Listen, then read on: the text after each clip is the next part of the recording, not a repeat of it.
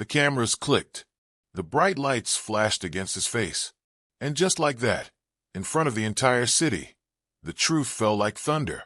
"Mr. Henderson," the reporter asked slowly, her voice trembling, "is it true that you denied Jamal Carter the scholarship because he's black?" The crowd gasped. The millionaire's polished smile vanished. For a split second, he looked like a frightened child caught in a lie. Jamal stood quietly off to the side, his fists clenched, heart racing, watching the man who had once looked him in the eye and promised, "You've earned this." But now that lie was unraveling. Reporters surged forward. Cameras zoomed in. Mr. Henderson opened his mouth. Everyone leaned in. And then, the microphone cut out. A low hum buzzed across the speakers. People started shouting. Security rushed in. But the damage was already done. The deception of the city's beloved millionaire had been exposed. And in that moment, standing on that stage, Jamal realized something deeper was hiding behind the lie. A truth even more painful than he had imagined. It all started 6 months ago, in the heart of Maplewood, a quiet suburban town with perfect lawns and neat sidewalks. But underneath, not everything was as neat as it seemed. Jamal Carter was only 15, but he had the heart of a fighter. He loved books, math, science, and jazz music. He could solve equations in seconds and tell you the history of any country you named. His mother called him her little genius, and she wasn't lying. He dreamed of going to Marwood Academy, the most elite private school in the state. Everyone said if you went to Marwood, your future was set. But there was one problem. It cost more than his mom made in a year. So Jamal poured everything into his application for the Henderson Future Mind Scholarship. The scholarship, named after billionaire Richard Henderson, was meant to help gifted students from all backgrounds. That's what the website said. Jamal believed it. He trusted it. And when he got the interview, his whole family celebrated. He wore his best shirt, combed his hair carefully, and practiced answering questions all night. The interview was at the Henderson Foundation's glass tower downtown. Everything there sparkled, floors, walls. Even the air felt different. Mr. Henderson himself greeted Jamal with a warm smile. "I've heard a lot about you," he said, patting Jamal on the back. "You're quite the impressive young man." The interview went perfectly. Mr. Henderson laughed at his jokes, nodded at every answer, even said, "We need more bright minds like yours." So when the rejection letter came 2 weeks later, Jamal thought it was a mistake. He read it 5 times, then 10. "We regret to inform you." His mom tried to stay strong, but her voice cracked. "They don't know what they're missing, baby." But Jamal couldn't stop thinking why. He needed answers. So he asked. He emailed. He called. No one replied. Until one day, he overheard 2 boys at the local library talking. One of them had also applied. A white boy from another town. "Yeah, I barely filled out the application." The boy laughed. "My dad knows Henderson. I got it easy." Jamal's stomach twisted. That night, he sat on his bed, thinking of every moment he'd worked hard, every test he'd aced, every promise he believed. He wasn't angry. Not yet. Just confused. Hurt. Then something happened that changed everything. Mrs. Doyle, the janitor at the Henderson Foundation, a kind old woman with soft gray eyes, pulled him aside one afternoon. "I remember you," she said. "Bright kid. You didn't hear it from me. But they had your name on the finalist board. I saw it. You were chosen. But your name disappeared the next day." Jamal stared at her. "What do you mean disappeared?" She looked around nervously. "All I know is Mr. Henderson met with the board behind closed doors. Next day, your name was gone, and someone else got the spot." Jamal's heart burned. This wasn't just about him. It was about every kid who looked like him, who worked twice as hard for half the chances. He decided he wouldn't be silent. At school, he wrote an article about it for the student paper. The principal stopped it from being published. He posted on social media. The post got removed for violating terms. But someone noticed. Her name was Rachel Lee, an intern at Channel 7 News. She messaged him, "I believe you. Let's talk." And just like that, the quiet whispers began to grow. Rachel dug deep. She interviewed former applicants, employees, donors. And then she found it. A document from last year, buried in an internal folder. A note beside Jamal's name. Too high risk. Doesn't reflect target image. Rachel asked him, "Do you know what they meant?" He nodded slowly. "Yeah, I do." And that's how the plan began. They would confront Henderson at the annual Future Minds Gala. On live television. In front of hundreds. Jamal would be there. Rachel would ask the question. They would have proof. It was risky. But Jamal had nothing left to lose. The night of the gala, the city's finest arrived in suits and gowns. Crystal chandeliers sparkled. Music played softly. And on stage, Mr. Henderson beamed, giving his speech about equality and opportunity. That's when Rachel stepped forward, microphone in hand, and asked the question that broke the silence. The deception was out, but what no one saw coming was what would happen next.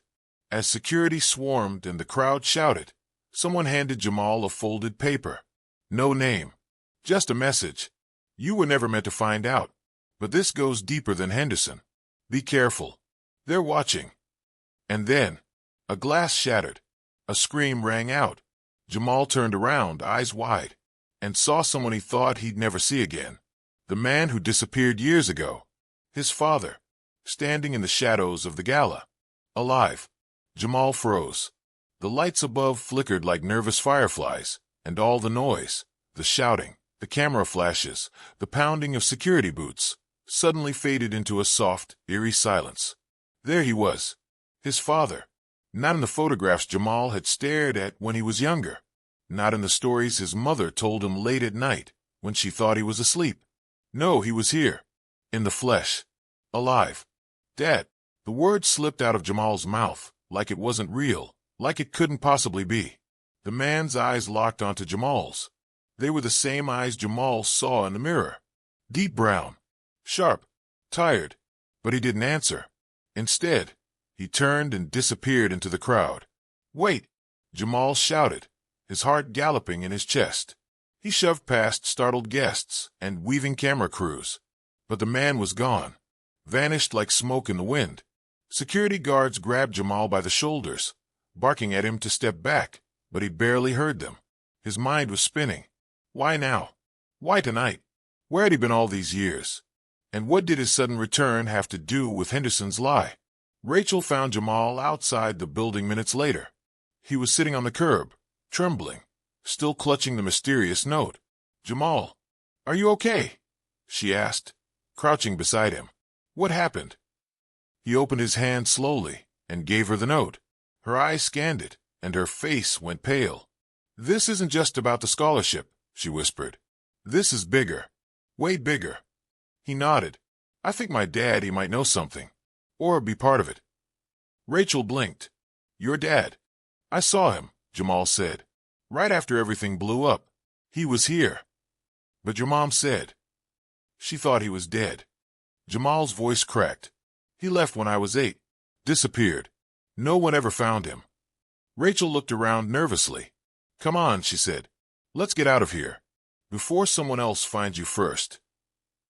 They took the back alleys through downtown, avoiding the bright blue and red flashes of police cars, now circling the gala building. Jamal's mind raced with memories he thought he had buried years ago. His dad's soft voice reading him stories at night, the sound of jazz music drifting through the house, the quiet arguments between his parents when they thought he was asleep. And then, one morning, he was just gone. No note, no goodbye, just gone. Back at Rachel's tiny apartment, filled with stacks of research, printed documents, and empty coffee cups, Jamal sat by the window while Rachel paced. "We need to figure out what this note means," she said, tapping her fingers on the folded paper. "Who's watching? And why?" Jamal didn't answer. His thoughts were still back at the gala, at the expression in his dad's eyes. Not fear, not regret, something else.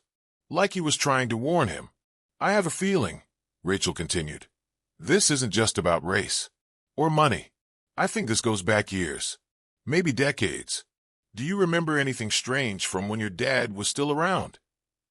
Jamal shook his head. "No. He was just a dad. He liked books, jazz, chess. He worked late sometimes." "Where did he work?" He said he worked for a tech company. Jamal said slowly. Something with computers. But I never knew which one. Rachel's eyes lit up. Henderson made his first millions in tech. What if your dad worked for him? Jamal's heart skipped. Wait, he said. I remember something. Rachel leaned in. There was this one night, Jamal said, voice shaking. I got up to get water, and my dad was on the phone. He was whispering. He said something like, "We can't hide it forever." And then he saw me and told me to go to bed. What if that was the secret? Rachel whispered. Something he knew. Something Henderson wanted buried. Jamal stood up. Then I need to find him. I have to know the truth. Just then, bang. The apartment window shattered. Rachel screamed. Jamal dropped to the floor. Glass flew everywhere. Down. Rachel yelled, pulling him under the table. A dark object crashed onto the carpet next to them. It was a brick, wrapped in cloth. Jamal's hands shook as he unwrapped it. Inside was a piece of paper, scrawled in black ink. Stop digging, or you'll end up like your father. Rachel's mouth dropped open. They know you saw him. They're trying to scare you. But Jamal's eyes were blazing now. They're not going to scare me, he said through gritted teeth. They lied about the scholarship. They lied about me. Now they're lying about my father. I'm not stopping. Rachel nodded slowly. Then we have to be smart. And fast. If your father's alive, he's in danger too. I need to find my mom, Jamal said. She deserves to know he's back. I'll check traffic cams near the gala, Rachel said, already flipping open her laptop. Maybe we can trace where he went. Outside, sirens wailed in the distance. The city buzzed with rumors and breaking news. But in that tiny apartment, something even louder filled the room, determination. Jamal picked up the broken pieces of glass from the floor, hands bleeding, but he didn't flinch. They tried to bury the truth, he said. But now it's coming out. And then Rachel's computer pinged. She turned the screen toward him. I found him.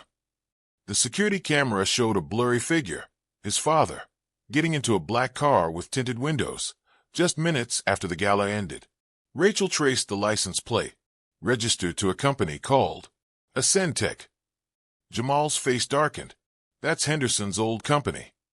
And before Rachel could speak again, there was a knock at the door. Not loud, not urgent, just soft, calm, like whoever was outside knew they'd open it. Jamal stood, heart pounding. Rachel grabbed her phone to call for help. The knock came again. Then a voice spoke from behind the door. I don't have much time. I'm not here to hurt you. Jamal froze. He knew that voice. His father was back. And this time, he came with answers. The doorknob turned slowly. Rachel stepped between Jamal and the door, phone still gripped tight in her hand. But Jamal pushed past her, his breath shallow, his heart beating louder than the sirens that still echoed faintly in the distance. The door creaked open. There he was, older now. His hair was shorter, peppered with gray. A thin scar ran down the side of his jaw, one Jamal didn't remember. His eyes, those same deep brown eyes, looked hollow-worn, but alive. I told you to be careful, his father said softly. Jamal couldn't speak, couldn't even move. I didn't want to drag you into this, his father continued. But now it's too late. Rachel stepped forward, voice sharp. Who are you running from? Henderson. Ascentech. What's going on? The man looked at her, then back at Jamal. Let me in. I'll explain everything. But only once. Jamal stepped aside. His knees were shaking. His father walked in, glanced around the tiny apartment, and sat on the edge of Rachel's couch like a man who hadn't rested in years. Jamal sat across from him, still silent. Rachel hovered near the wall, ready to hit record on her phone. The man took a deep breath. My name is Marcus Carter. I used to be one of the lead engineers at Ascentech 20 years ago, before Henderson became a household name. Jamal blinked. Mom said you worked in tech, but she never knew the company. I couldn't tell her. Not back then. I signed a contract that kept me quiet. But even worse, Henderson made sure I stayed quiet. Rachel leaned in. Why? Marcus looked down. Because I found out something. something they were doing behind scenes, something racist, something illegal. Jamal clenched his fists. They were building an AI system, Marcus said, supposed to be for scholarships, job placements, housing, things that would help the community. Rachel's eyebrows furrowed. AI, like for sorting applications. Yes, Marcus nodded, but they coded it to filter out certain names, certain zip codes, certain skin colors. He looked up at Jamal. They hid it in the algorithm. Most people would never notice, but I did. Jamal's jaw dropped. So that's why I was denied. Marcus nodded. The same system is still being used, not just by Ascentech, but by Henderson's foundation. That scholarship, it's just another front.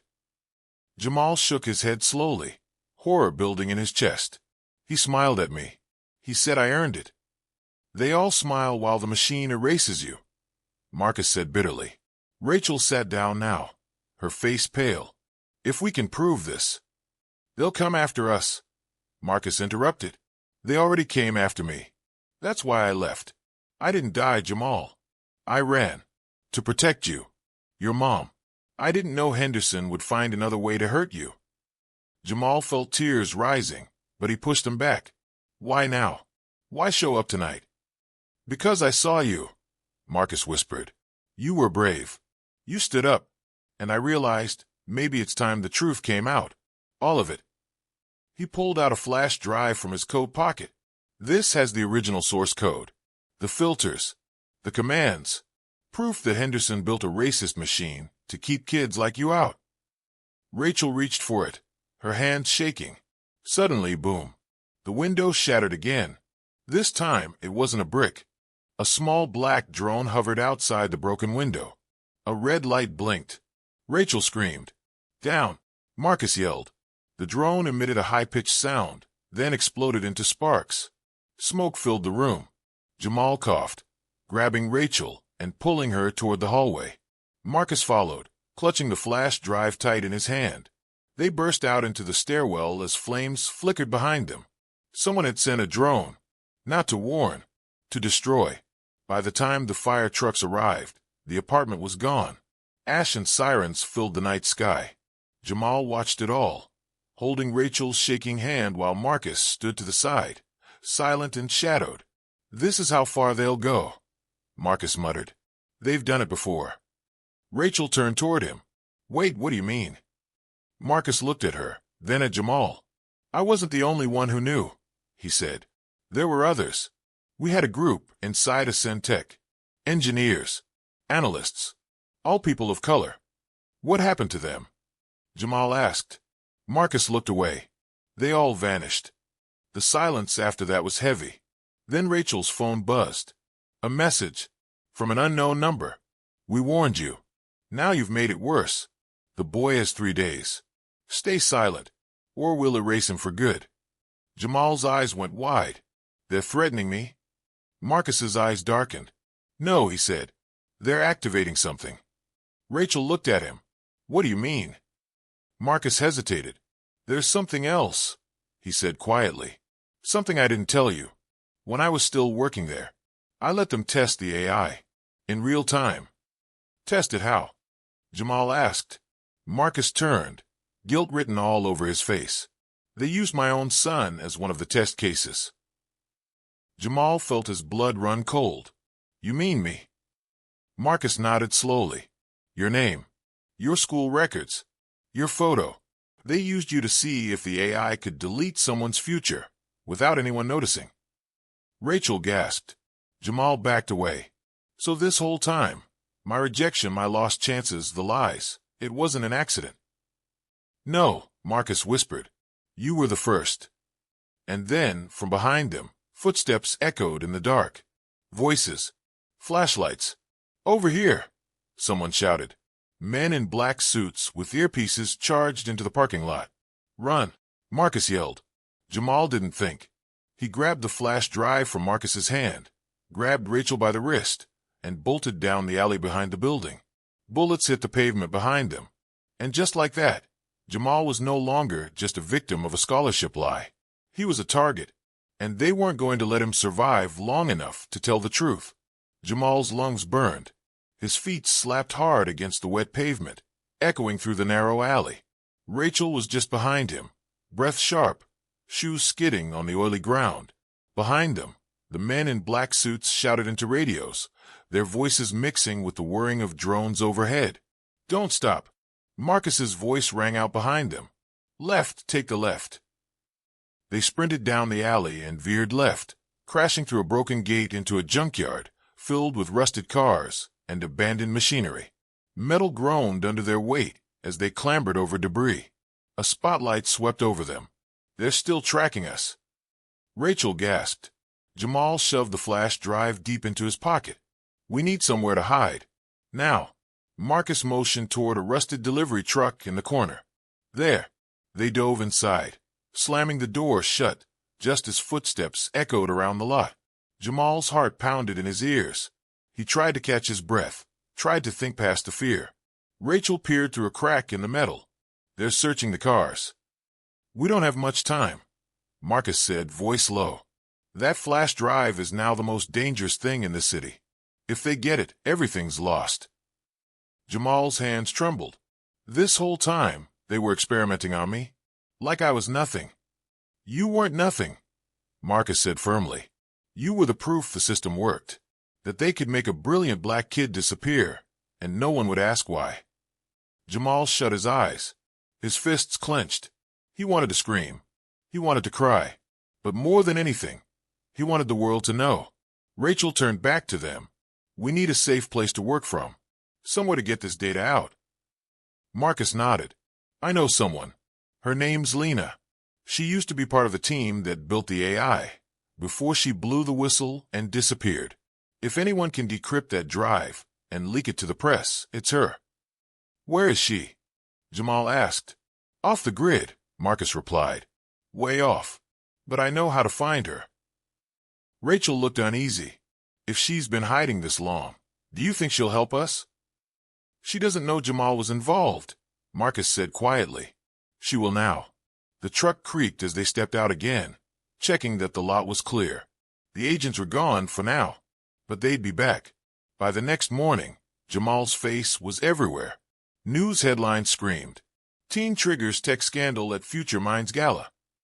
Was Henderson's AI system built on racism? Where's Jamal Carter now? Photos of him, blurry, grainy, stolen from social media, were plastered across screens and papers. Some people were outraged on his behalf.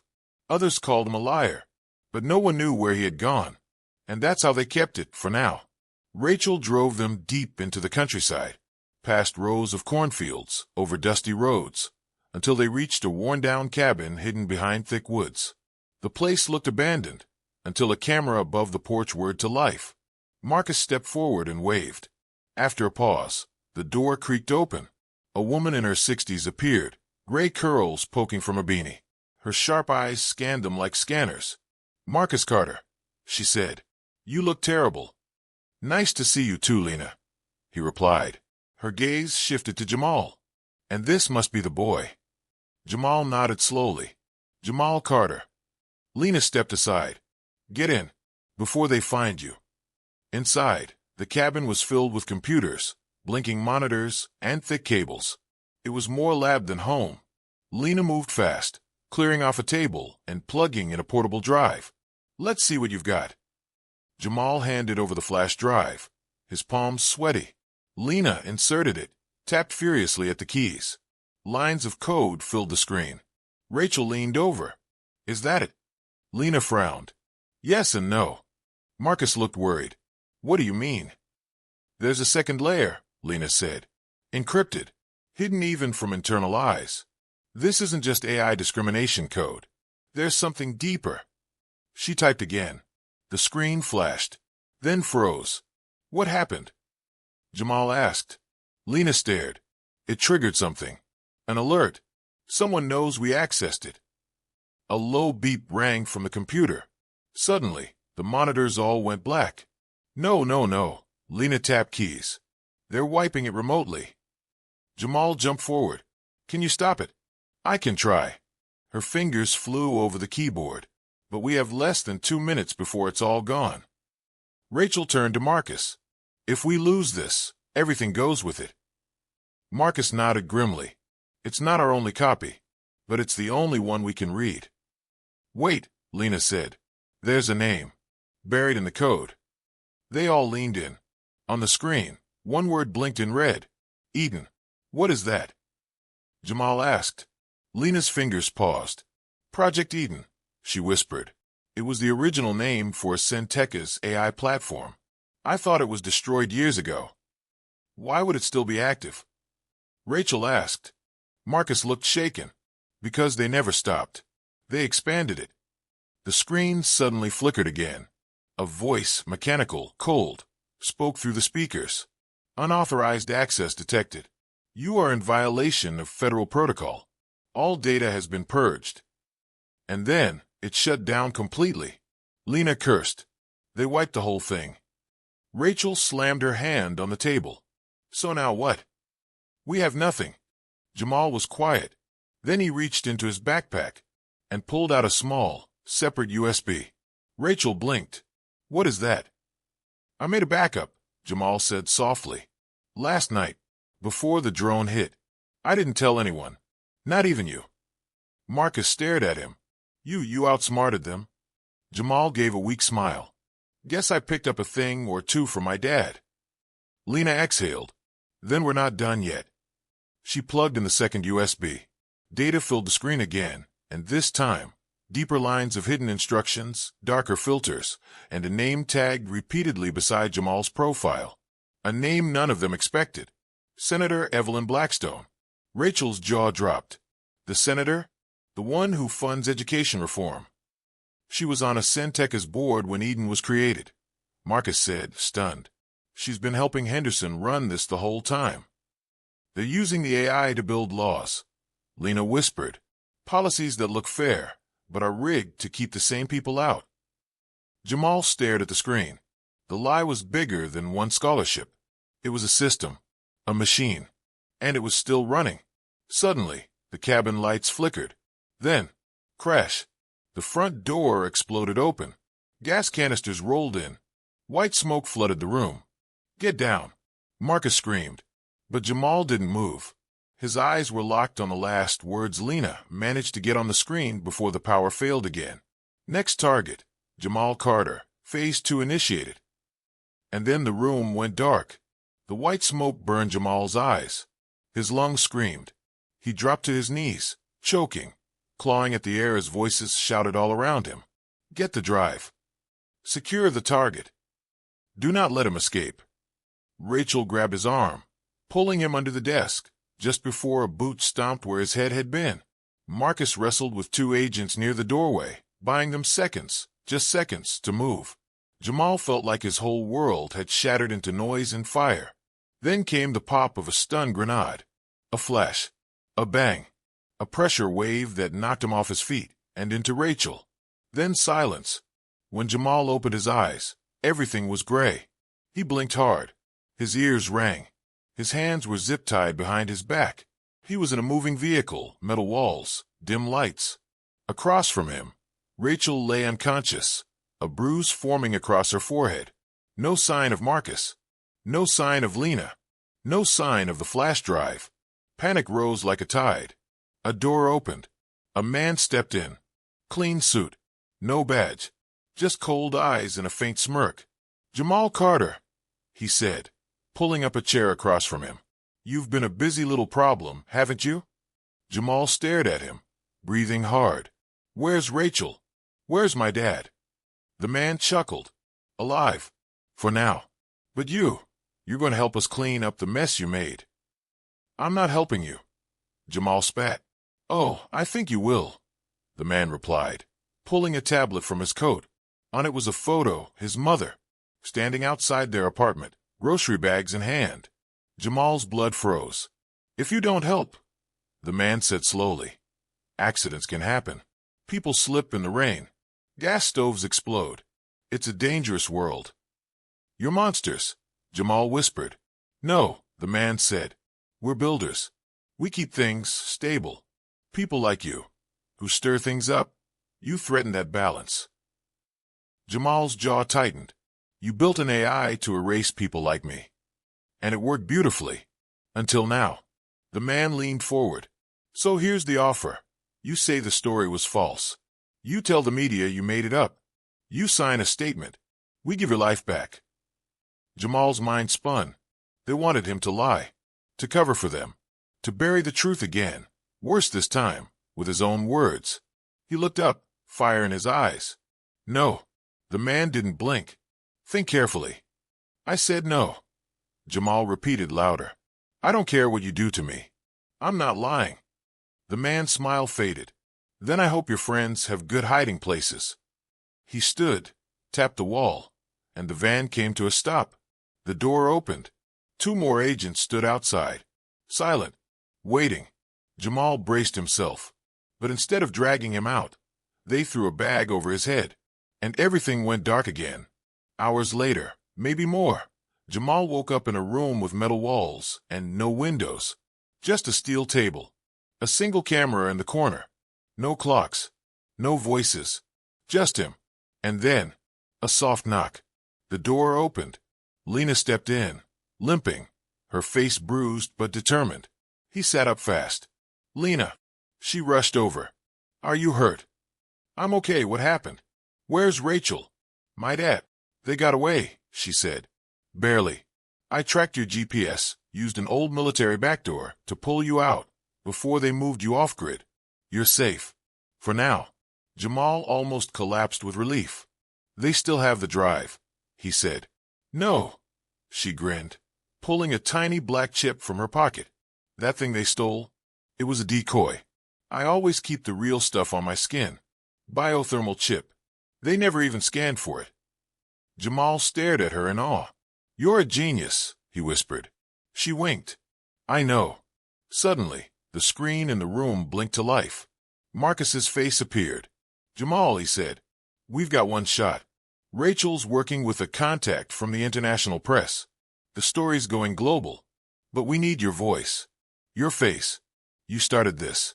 You have to finish it. Jamal swallowed hard. I'll do it, he said.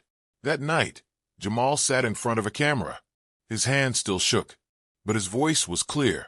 He told the world everything. How he was targeted, rejected, labeled, silenced. How the AI wasn't broken. It was designed to discriminate. How Project Eden was more than a program. It was a machine built to keep power in the hands of the few by erasing the futures of the many. And how a boy who was supposed to disappear decided to fight instead. The video went viral within hours. By morning, millions had seen it. By evening, protests filled the streets. The media turned. Politicians distanced themselves. Henderson's foundation went silent. And then, the senator resigned. Whistleblowers came out of hiding. Internal memos leaked. And for the first time in decades, people began to see the invisible system that had held them back for so long. 1 week later, Jamal stood outside a courthouse, his mother holding his hand, tears in her eyes. Reporters crowded around him, microphones raised. How does it feel to expose the truth? One asked. Jamal looked at the cameras, his voice calm. I didn't expose it. I just stopped hiding from it. The crowd went quiet, and in that moment he smiled. But deep in the crowd, someone watched him silently. A woman. Thin. Pale. A sharp scar under her chin. She pulled out a phone. Dialed a number. It's done, she said. Eden's been compromised. But Carter's still alive. A voice replied on the line. Then silence. And then the words. Begin phase 3.